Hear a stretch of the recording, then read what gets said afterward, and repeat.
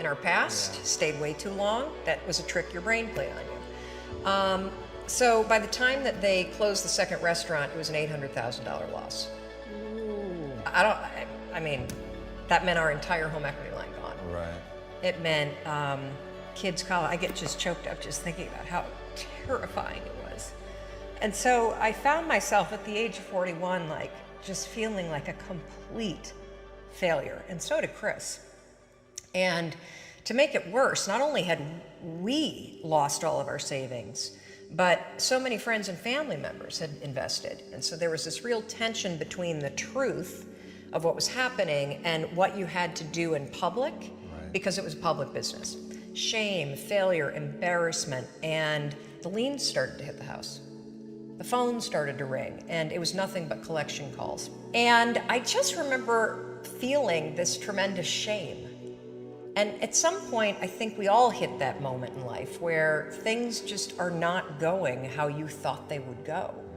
And what's amazing about those moments is we all respond very differently. So my husband, he would spring out of bed and he would head right out that door, 6 o'clock in the morning, and he would go meet his partner and they would go to the bank and they would dig right in and they would face their problems head on.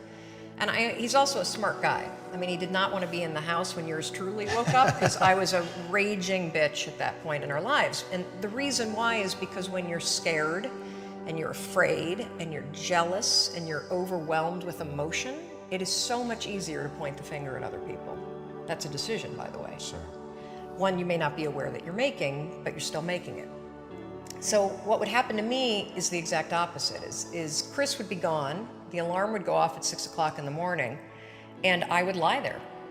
And I would think about the lien on the house, and I would think about the bankruptcy that we were facing, and I would think about how much we had fought the night before, and I would think about the fact that I was unemployed, and I would hit the snooze button.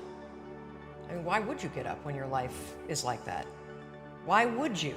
I mean, I needed confidence, I needed courage. I was so tapped out.